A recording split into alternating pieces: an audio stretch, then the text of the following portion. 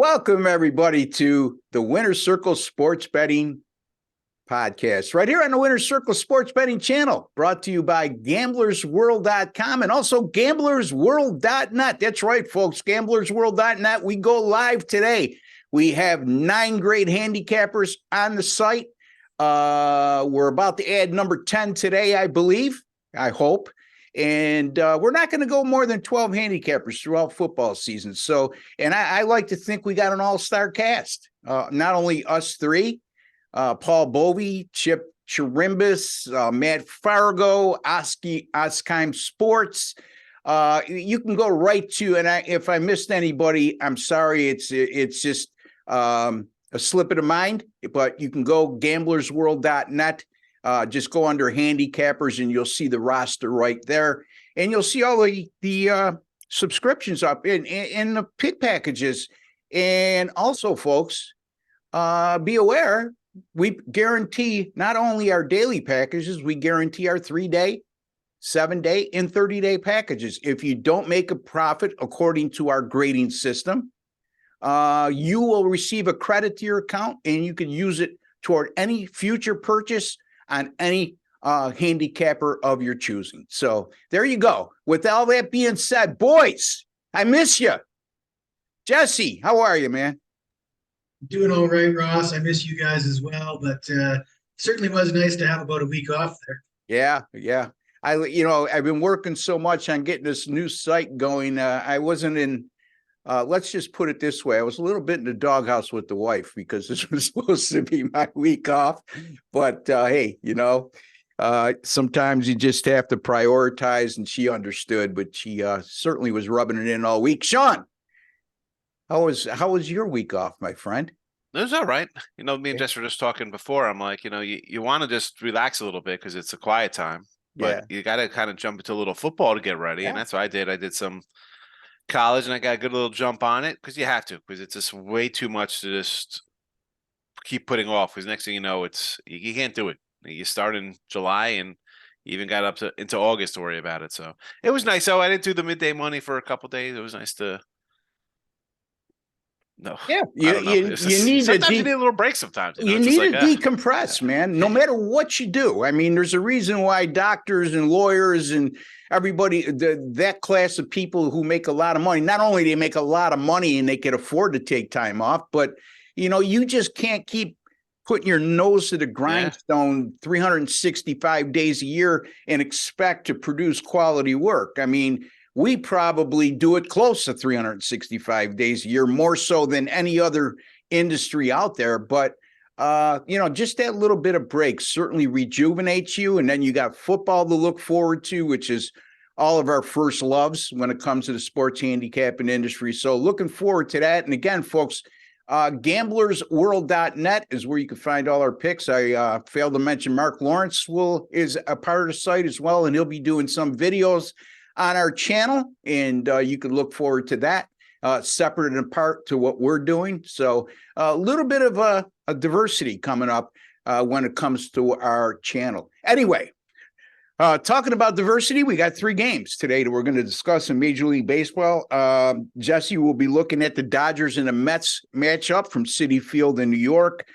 Sean's going to look at the Brewers and the Reds, a real good NL Central battle, and I'll be looking at a pretty good interleague matchup, the Miami Marlins, the surprising Marlins, and I guess you can consider the surprising Baltimore Orioles, considering where they were last year and where they are this year at this point of the season. So 3 good matchups. Sean, the second half of the Major League Baseball season, it gives us one of the things I took a look at. Now, I'm curious to hear both of your opinions on this. Is during the All-Star break, I started looking at teams and says, who, in my eyes, has vastly underachieved, and who do I think that we're going to be presented with very good value in the second half?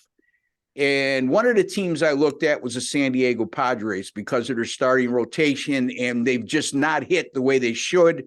Now, having said that, the only worry I have is they become a seller at the trade deadline. But at least coming out of the break and up until the trade deadline, That would be my team that I'm looking at. I'm not going to bet on them every day. I'm not going to suggest to bet them on every day, but I believe that you'll get a lot more betting value on that particular team than you would throughout the first half of the season. But Sean, having said that, is there anybody that comes? I know I'm hitting you up with this, and you didn't have time to prepare for your answer. But off the top of your head, because both of you guys are astute in that area, off the top of your head, does any one or two teams come to mind? As a buy low kind of team, I don't even know. No, because honestly, I have like 2 games I got today on the sites, right? This is a spot I think you talked about the Padres kind of underachieving, right? And like, well, it's a good time to buy on them. Well, if they haven't hit for the first 4 months of the year, are they going to start hitting today? Is Darvish going to bring down his 5 ERA? Are they going to the Mets? Are they just going to turn it on? I think I want to actually kind of wait. I don't have a buy. I think I have more teams. I got Arizona. I got an Arizona future for their over and stuff. I could see them as a fade off kind of candidate. Actually, yes. I have more kind of teams that might go to the other side than I think we're gonna. That's the other side of the equation I failed to mention, but you're right, Sean. I don't know who's trading who. Like both Centrals, I think are. I don't know what to expect out of them. Ohtani, I tweeted out last night. I said, if Ohtani gets traded, he's going to the National League. Probably. I think as much as I think Tampa Bay is a great fit because they could go young talent and controllable, and they won't have to sign them because they're looking for a World Series. I think the Mets are the landing place simply because they could eat Lindor's contract, or not Lindor, Rendon's contract. Yeah. And they'll eat that contract and give back some things. And then, that MVP window is wide open in the American League. So, as opposed to guys who I think are going to step up, I don't know. They haven't stepped up in April, May, or June. So I don't think it's like, well, we have 3 days off. We're ready to go. I don't know. I got to see a little bit more out of a lot of these teams. I think you have a lot of teams stuck in, are we trading? Are we building? Are we selling? You don't have to.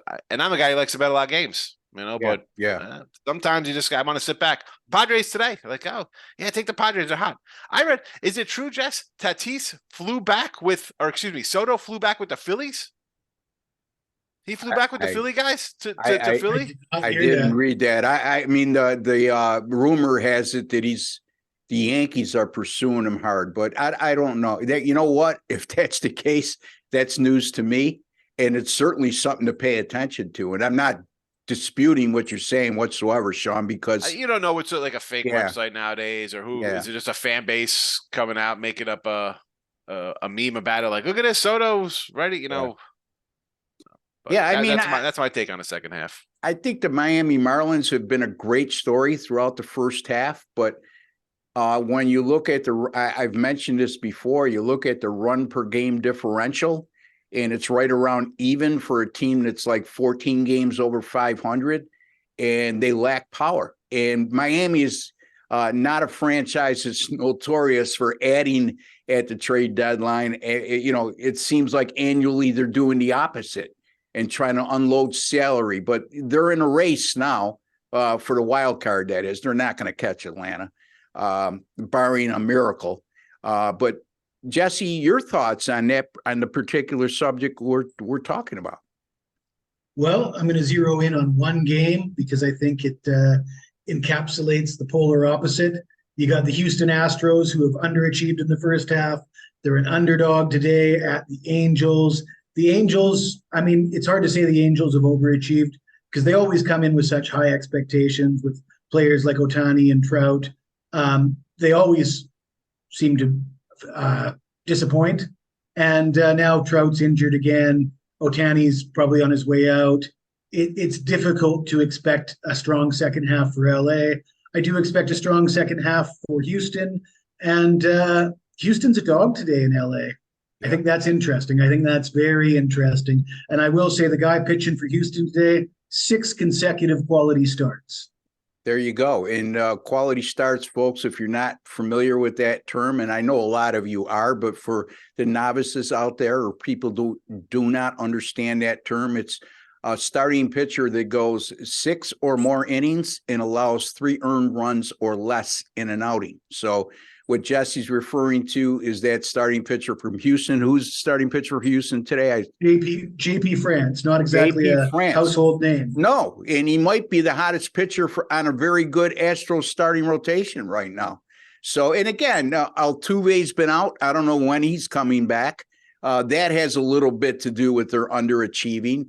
Their cleanup hitter, whose name escapes me at this moment, I know he's been on the shelf. Jordy Alvarez. Yeah. So, good points, Jesse. Very good points. All right, let's get to the meat and potatoes, and we're going to start with Sean.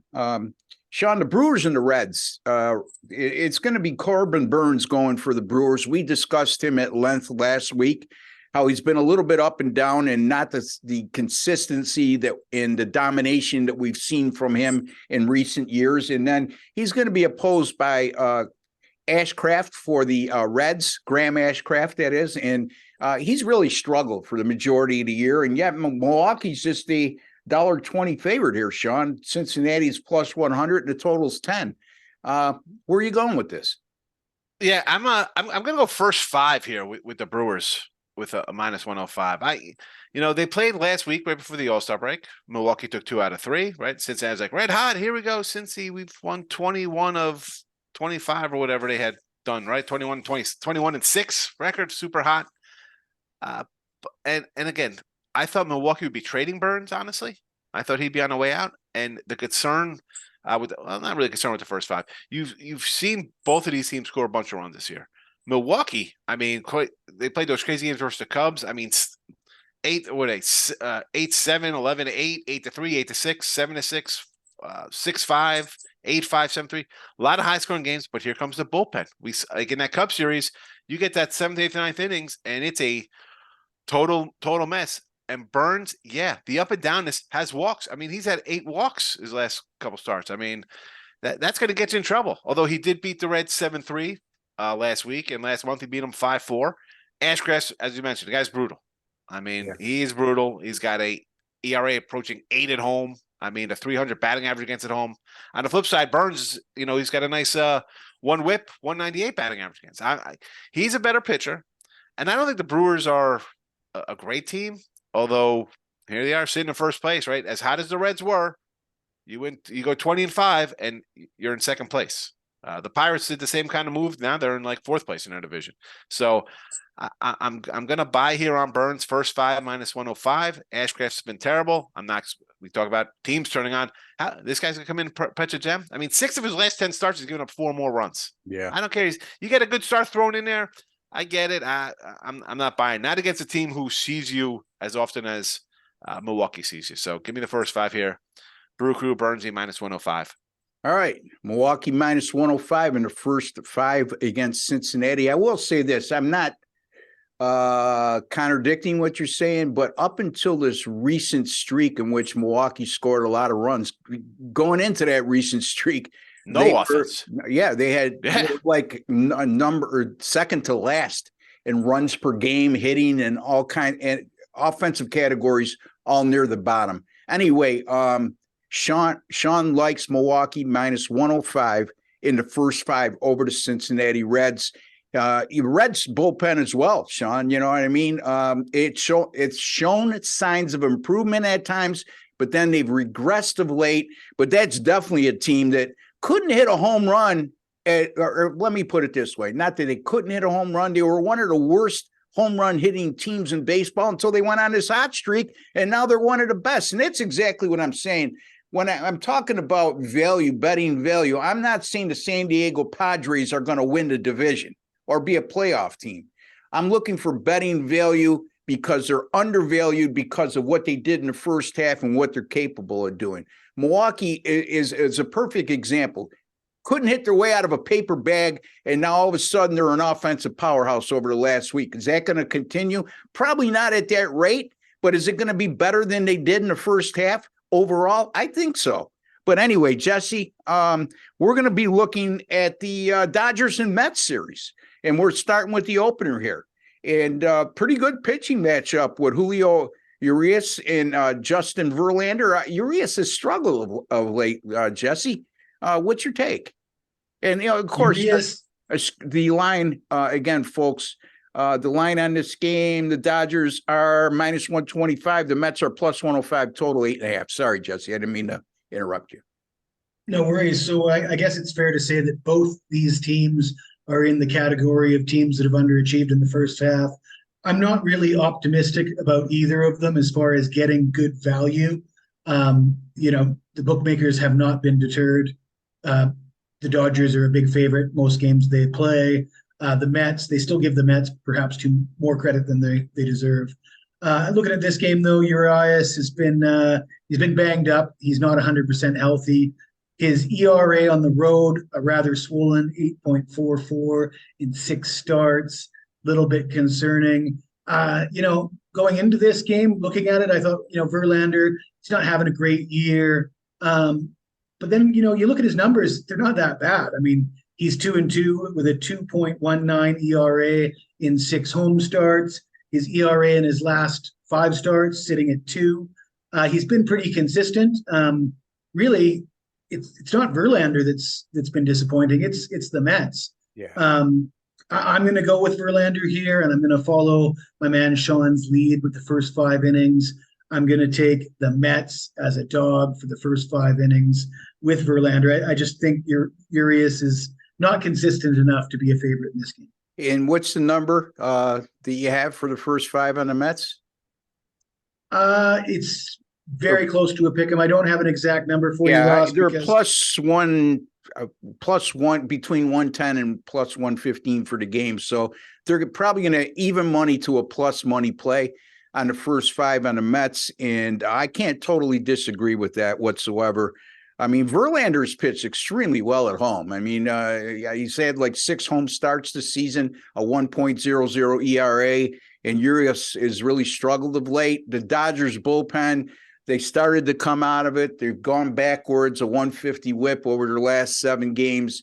I agree with you. I mean, the Mets, they're textbook underachievers in the first half, in my opinion. Sean, your take on that game? Yeah, both teams, I think, underachieve, right? The hype on these guys, but the value, like Jess said, I mean, Dodgers are still always like $2 faves, and Mets are like 150 faves, even under a dozen games under 500. But in this spot, I'm with him on Verlander. Like, he hasn't been terrible. It's the offense has been terrible. But how are you betting Urias? The guy's been bad. And is it whether he's hurt or is it the pitch clock crushing him? I mean, some guys you see having bad years. You see like a young guy like Alek Manoah all of a sudden can't, hit the side of a, barn or, if saying fall into the ocean hitting water. I was shocked that he actually pitched well in his return to the majors. Yeah. I mean, what I'm saying? So I don't know what it is, whether Urias has been hurt. Because that guy, I mean, he's been pitching for like 7 or 8 years. He's 25. He's been in the league since he's 17, believe it or not, that guy, Urias. I mean, and he's got mileage, but not like a lot. Because do you see the Dodgers? They throw, Goslin-esque like 5 innings all the time. But he's not right. He hasn't. I blame the pitch clock, right? Some guys have thrived. Others have, floundered. And first 5, yes. I can't. It's not worth it. The Mets at like a plus 110. I just betting a bad team plus 110. I'm not. My mentality is like, oh, they're going to break out now. For a plus 110, it's not worth it. For a plus 110, first 5, I'll take it. Mets could easily be up. Home run by Alonso. It's 2-0 going into the 6th or 7th, and then the wheels fall off. No thanks. Yeah, first 5. Sean, I was in the league when I was 17. It was called the beer league. Anyway, I'm going to look at the Miami and Baltimore game right now. We're looking at, I'm going to just focus on the total here, which is 8.5. You got 2 red hot offensive teams. Baltimore over the last 7 games, 7.3 runs per game. How about a 300 team batting average and a 368 team on base percentage? Those are awfully daunting numbers. Miami over their last 7 games, 6.4 runs scored per game, 324 team batting average, and 377 for their team on base percentage. Like I said, the only thing that shies me away from Miami in the second half is the fact that they have to string together a lot of hits to score because they lack that power. Other than Soler, it's a lot more difficult for them to score runs than it would be for other teams that hit at this rate. Dean Kramer for the Baltimore Orioles is scheduled to be the starter. He's pitched 6-2-1 to the over at home this year with a 5.82 ERA. Sandy Alcantara. All right, he's looked good recently, right? But at the end of the day, 7-2 to the over on the road with a 5.00 ERA, and Camden Yards is a hitter's ballpark. And I need to see more consistency from Alcantara before I'm convinced that he's reverting back to the Cy Young type season he had a year ago. The Baltimore bullpen is 7.31 ERA over their last 7. The Miami bullpen, a 4.81 ERA over their last 5 with a 1.44 whip. Boys, I'm going Miami, Baltimore over the total of 8.5. I'm looking at something like a 6.5, 7.6 type game here. And again, even if Alcantara throws, with the deal with Alcantara is if he's on early, watch out. The problem with him is, if he's on early and you're betting against him or you're taking an over, if he's on early, you can almost assure he's going to go at least 7 innings. So in any event, guys, I'll start with you, Sean. Your take. Yeah, totally agree. Only way to look at that. And both teams playing well coming into the break, right? Baltimore won 5 in a row, couple close ones there versus Milwaukee or against Minnesota, who the Twins have the best pitching staff in baseball, ERA wise. I mean, they're a tough little team. But this is a tough group, Baltimore. I mean, they kind of pitch, but I'm with you on the over here. You got 2 guys who do give up a couple runs. Teams that hit, I like the over myself, 8.5. So not much. I agree with you, Ross. Jesse? Yeah, I mean, I don't trust Alcantara. He's been inconsistent. A lot of good starts, a few good starts mixed in with a lot of bad starts. And correct me if I'm wrong, but I think I've looked at some of his good starts where he's allowed 1 or 2 runs. And it seems more like he's gotten himself out of jams. He's still getting up hits. It's not like he's striking up. It's not like he's racking up 10 Ks, 1 run on 2 hits kind of thing. It's more like 8 hits. He only one run and 3 or 4 Ks. And that appears to be good fortune rather than good. Yeah, pitching. you're flirting with disaster, right, Jesse? And you're just getting away with it. And that's why I always, and guys, you could chime in at any time. That's why I put a lot more emphasis on whip than ERA for exactly what Jesse just said. Now, if you look at Alcantara last year and the year before, you'll notice his whip numbers are substantially lower than what they are right now.